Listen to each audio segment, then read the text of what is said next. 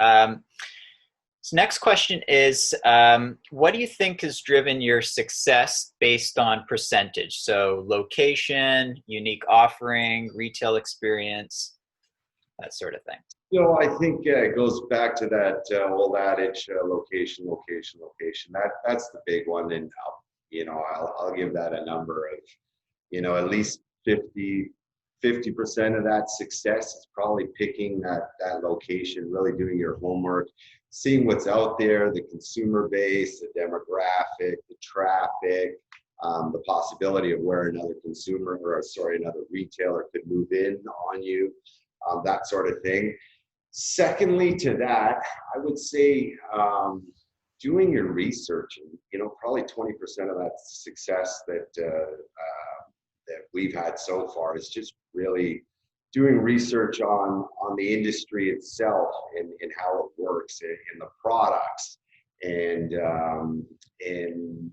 with us, we did, like I said, we went to a lot of the lottery winners that had already opened up and really tried to see what they were doing right and what they were doing wrong as a consumer, walking into the place, but then also talking with them on the back end of how things worked and trying to get a handle on that so that we could move that into our own business and implement what we're learning from them ahead of time and maybe make less adjustments. I think the initial people had to, just with changes in regulations and things like that, they had to pivot a lot based on what the government was saying they did and didn't have to do. So if you could get a lot of that done prior to the build out and having to change things within, that really helped a lot. What else would be a big thing that really helped our success? I think at the end of the day, hiring a really good team as well,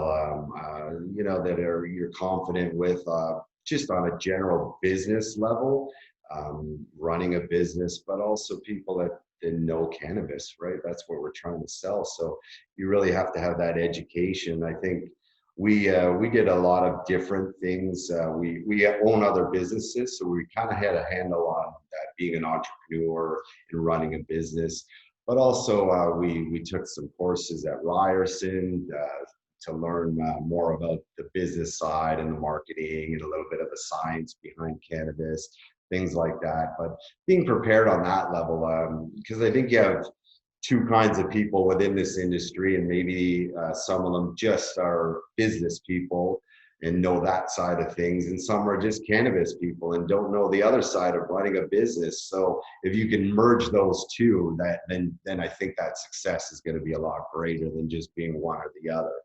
So there's that. And then at the end of the day, it's again, it's going to boil down to that product that you are actually selling to your consumer base. So having a good handle on what products that you're going to curate at the end of the day, whether it be the accessories or the flower itself.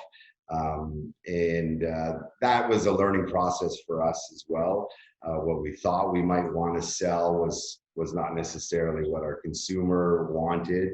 So, having a good handle on what you're going to sell at the end of the day is probably a percentage of that success as well. And being on top of that day to day and what you can actually put out there and at what cost to help your profit margin. So really day to day, really looking at a lot of metrics that sort of help that process and increase your margins at the end of the day.